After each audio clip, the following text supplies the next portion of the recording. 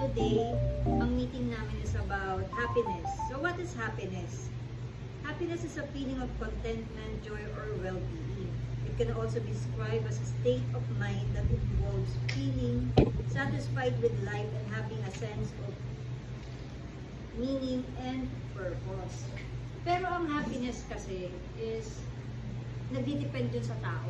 Kung how do you define happiness? Iba-iba. So, tawagin natin ang ating first na magsasabi about happiness, si Maan. Ayan.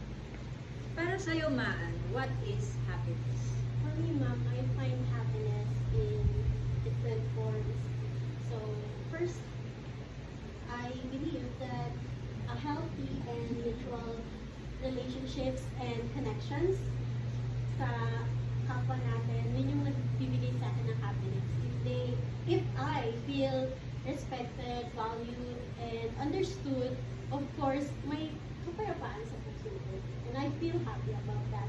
So in terms in needs, wants, and survival, I believe that, and I do agree that money can buy happiness. And kapag may money tayo, if we have stability, we can share what we have, and if we can afford to give someone gift, diba, they can feel happiness too. And then, as an overthinker po kasi, I believe that having a peace of mind is also a form of happiness. Yun po. And that's all. And I thank you.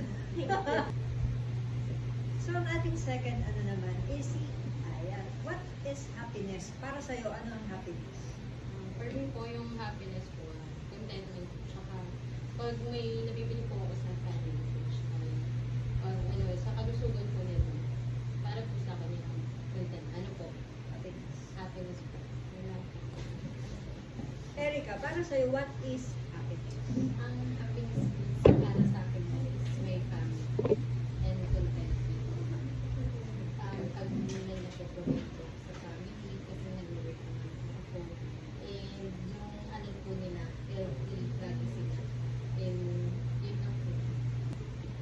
So, ang ating next is si Marge. Para sa'yo, what is happiness? Yung happiness ko nung para sa akin, yung nakakasama ko po araw-araw sa trabaho, yung mga kawork ko po na okay po yung samahan namin, ayun po yung happiness ko, saka yung family ko po, saka yung anak ko po ng isa, na nabibigay ko po yung lahat ng gusto niya. Ayun po, saka healthy lang po yung family ko, yung happiness. Thank you po.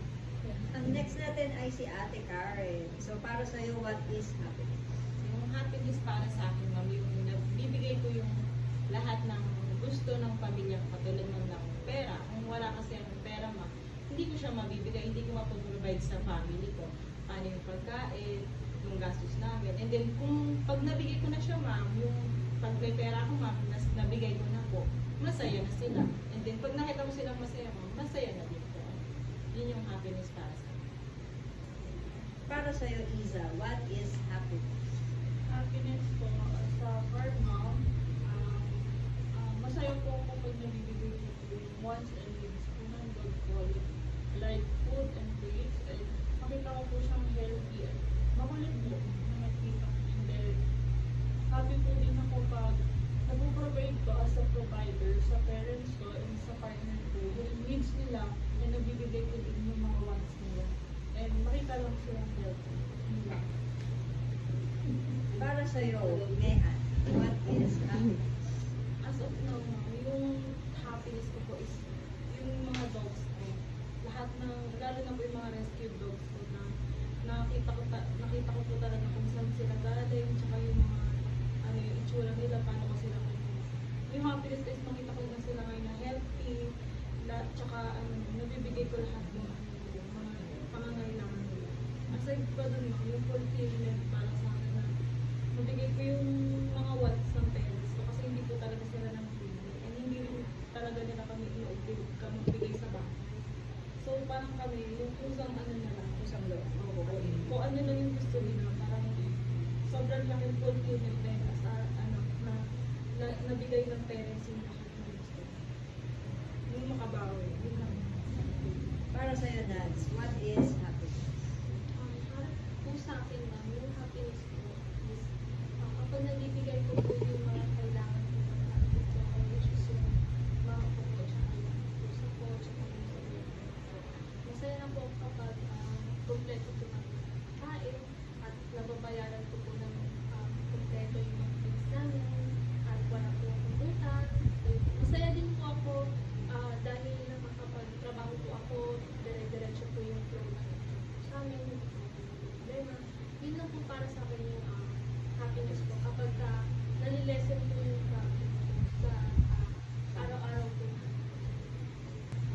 para sa only boy natin, what is happiness? Para sa akin naman po, happiness is, para sa akin is money, good health, family, and pets. Para sa iyo, Tanay, what is happiness? Happy is, for me ma'am, family po. As a provider po, nagbibigay ko po yung mga kailangan ko ng kapatid ko, ng mama ko, and kung ano po yung mga gusto nila, nabibigay ko po, pati sa boyfriend ko. Pati po yung love, nabibigay ko din po, pati sa family. Pati sa health ma'am, dapat po good health po sila. Kahit ano po, kahit gano'n pa man po, dapat sama-sama pa din po maging masaya. Yun lang. So lastly, para sa ating boss, para sa iyo, what is happiness? Maliban sa akin. Happiness, siguro yung happiness sa akin is yung relationship and money. So first off, yung relationship sa bahay, relationship ng dalawang anak natin. Tapos yung relationship nila, basta nakikita kong okay sila, tapos okay tayo, tapos yung mga tao dito okay din. Masaya na ako nun. Plus yung money is, of course, para gusto ko kasi nang provide. So naturally, even before, naman ako provider talaga ako. So kung nakakapag-provide ako sa family natin, masaya din ako, nakakapag-provide ako ng work, like ng job sa mga tao natin. Pag nagka-hair tayo, then nakikita ko naman na masaya sila and fulfilled sila sa everyday na ginagawa nila dito. And yun, masaya ako kapag napapasweldo ko sila ng maayos, on time, and of course, yun lang naman yun eh. Siguro, more on relationship and also money kasi kailangan yun. Hindi pwede kasing relationship lang, puro okay kayo, tropa tayo, basta magkakasama tayo. Hindi pwedeng ganun eh. Realistically, kailangan pa rin yung mga financial na aspect ng buhay natin kasi hindi mo naman magagawa yung mga ibang bagay or kung puro problema pagdating sa pera. So, kailangan secured yung pera and of course, susunod yung relationship. So, yun lang po mga.